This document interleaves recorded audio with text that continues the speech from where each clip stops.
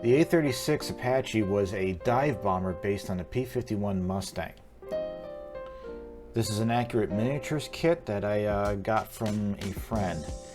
The molds are very clean, nice detail on the rivets, and the plane did go together very well.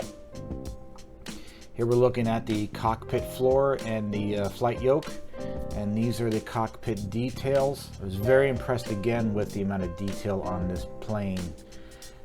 Here I am closing up the landing gear as I want the plane to be in the air.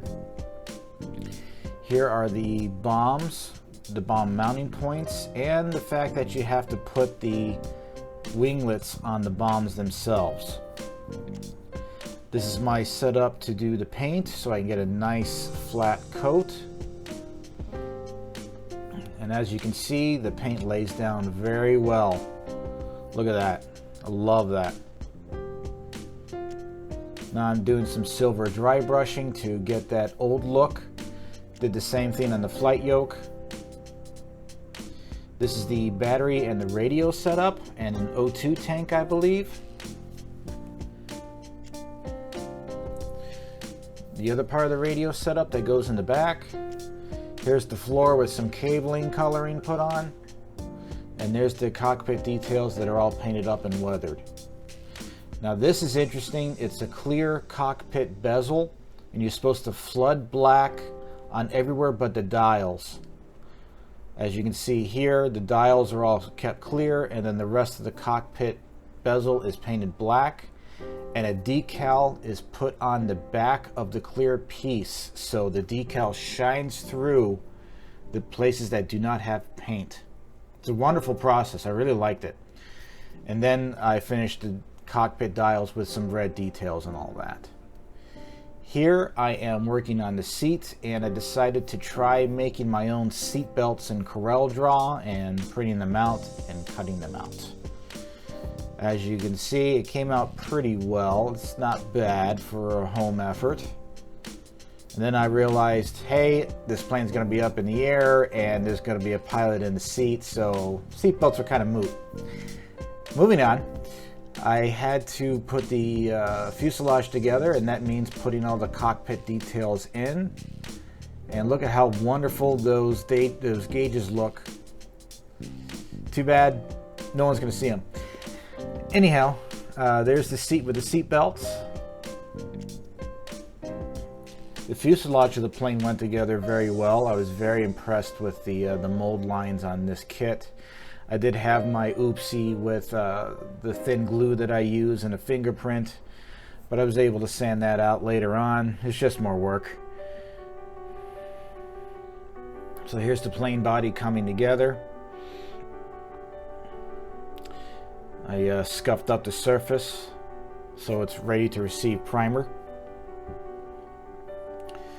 Now we moved on to the pilot. The kit did not come with a pilot, so I had to use a pilot from another kit, and it's the same scale, but this man was too tall. So I had to find out how to shrink him down. And unfortunately for him, no one's going to see his feet, so I had to chop him off. And then look, he sits in the seat just like he's supposed to. Isn't that cool? The other problem is the right arm. It's not on the stick of the plane, so I had to find another guy who would donate his arm for the cause. And after some money was exchanged, he was happy to do it, and now my pilot has an arm that is in the right position to hold the stick. Here I'm doing some glazing on the pilot to add some detail to his uniform. Again, it will be covered up by the canopy glass, but you know, I enjoy doing it this way. Now I'm masking the canopy glass so I can paint the model all as one piece and keep the glass clear. I use not permanent vinyl or removable vinyl for this, and then I just cut out the pieces. Do it all by hand. And then the plane is shot in Krylon white primer, and I use Tamiya black and an airbrush to add these lines. They look pretty random, but they're following the panels of the plane mostly. The patches of white vinyl are actually splash guards, because the belly of the plane is like a sky gray, and then the top of the plane is olive drab. So it's a quick and dirty way to mask the plane. I had to do 3 models for a show, and they're all from the same period, so I decided to try and paint them all at the same time.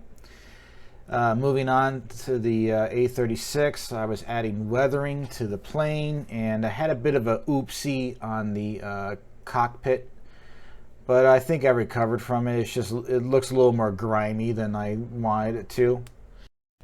Now, the downfall of this kit are the decals. They're horrible. They're brittle, they break, and they are unusable around any kind of a bend. I mean, they're really unusable on a flat surface because they break so easily.